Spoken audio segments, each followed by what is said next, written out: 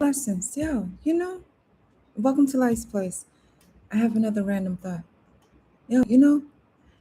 All of the videos line up together, right? Of whoever's energy, whatever this energy is that's watching, right? And just trying to not replicate, but try to make you out to be, or target a person and make them out to be the broke, homeless, addicted, alcoholic prostitute in order to exploit them to gain funds by way of not only the bullying, not only the blackmailing or the blackballing, but to come up with a way to make it seem like they need to be watched. They need to be put in programs so that they can be held together, so that they can be helped to start a life. It's like, the ones that truly do go after the ones that lack or are in lack, the ones that need their bills paid, the ones that do need that next check, the ones that really are paying Peter, robbing Peter to pay Paul. They will entice them, influence them into a big pot of money put in for some money where they can sit there. It's like a pyramid scheme, where they'll say that there's this big amount of money that is at the top of the pyramid, and you have to put in so much money every 2 weeks, when in truth, you're paying them every 2 weeks by way of believing in the manipulation, believing the storyline of helping the addicted homeless person, But in truth, it's exploitation, because what if they house the homeless person, you know, the addicted person, got them in the programs and everything else like that, got the grants and everything, housed them, and it's full of cameras to exploit them. That was the gimmick to get to, the help. We are here to help you, but they help themselves, where it's just basically a way to traffic you, not only of your energy, but of your spirit too, your body too. Goodness, if you had children, that's perversion. It's like it all lines up how someone really is trying to narrate a story of the characterization that they built up about you, because they need the funding, they need the cash, they need the money. And that's the one that is actually tapping the Wi-Fi and the fucking phones, just so that they can reel those back into another thing, like another profile, another page, or the dark web, where they can funnel in that money. You really do have to be careful of who's your friends, because some friends just need you as a cushion. Or be careful with the ones that offer Klondike bars, because of the fact that you never know what you're funding, you know?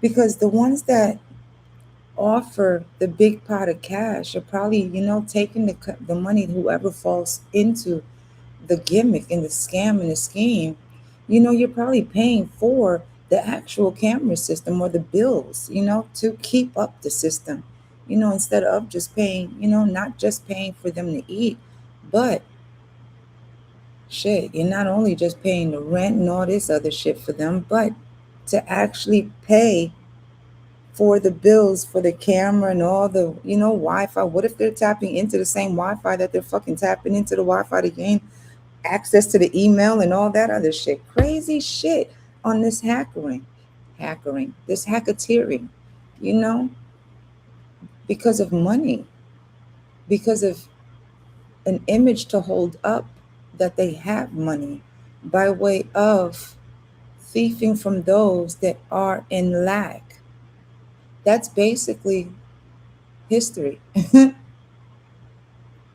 It's really just trying their best to You know, when people really don't want you around, right? They make you feel a way. So when you build a table for yourself and no one is invited, they really will take the chairs from you, from up under you too, just so you don't have a seat at your own table. But those are the very same ones that didn't want you to have a seat at the table, nor did they ever invite you to any table.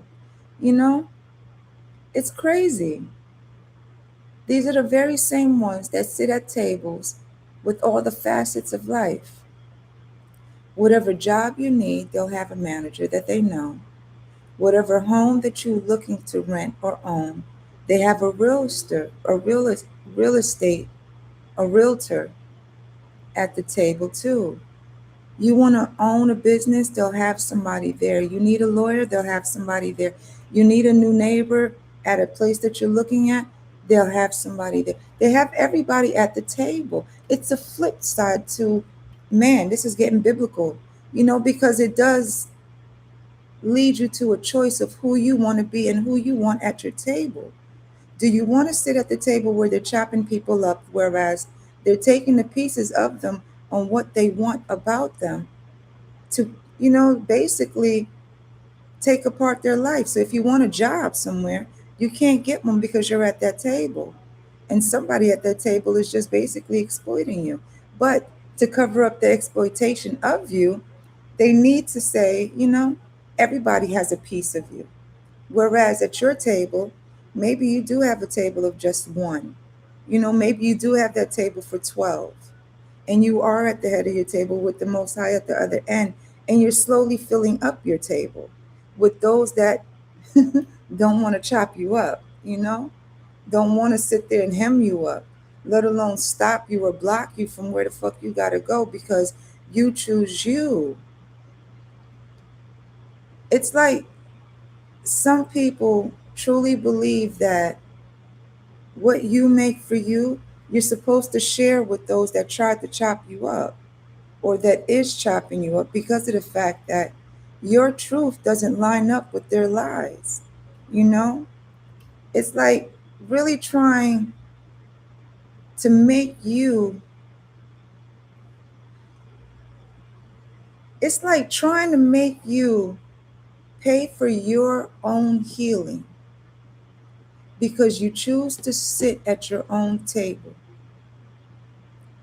Pay for your own growth because you choose to sit at your own table that doesn't consist of any of the both. It's like because you could always find another realtor, you could always find another job, you could always find another place. It's like you can always find these things, but you just never know who is the cointel pro as in the crowd. You know, you don't know who's the one that's coming up with the fucking folder full of mockingbird tricks. You know, you don't know who's there to infiltrate shit when it comes to whatever you're creating for you. That's why it is best to keep shit to yourself because you never know who you're speaking yourself to, whereas they take it to that table that you're not invited to. So you're supposed to be picky and choosy when it comes to your energy.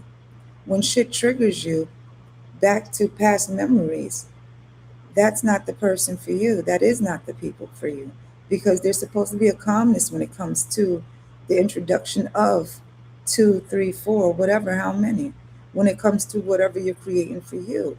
Because love doesn't hurt, but those that actually pretend to love you wouldn't mind hurting you by way of placing you at a table that you're not invited to. But they're the ones that's more inflicted or affected because they're not invited to the table that you're sitting at, that you built on your own. Because they're the type to call up everybody to shut down the store.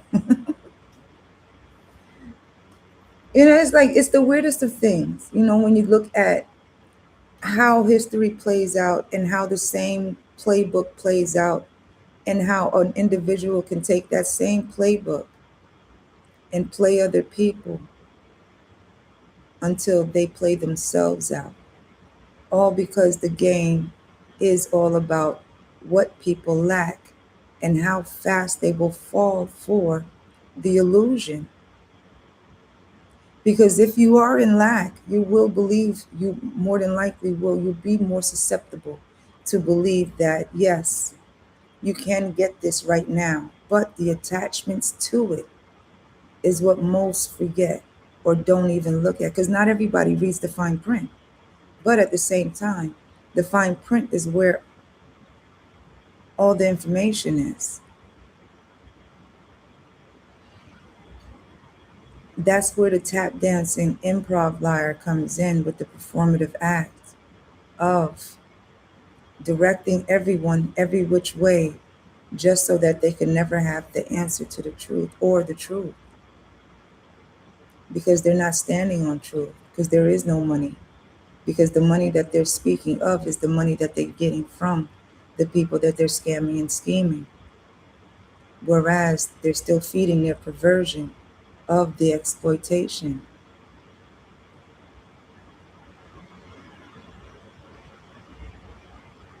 So your silence does protect the falsehoods of the narrative that was created for you, whereas you speaking your truth, living in your truth, and moving in your truth really fucks up the daggone falsities. If you look at history, you're not supposed to speak. You're not supposed to defy, nor are you supposed to seek more knowledge. The same thing goes on and on. It repeats itself over and over again. But at the same time, what is it repeating? And what are you repeating when it comes to history? And how do you see yourself in history too? Know that the Most High got you. Have a good one. Bye.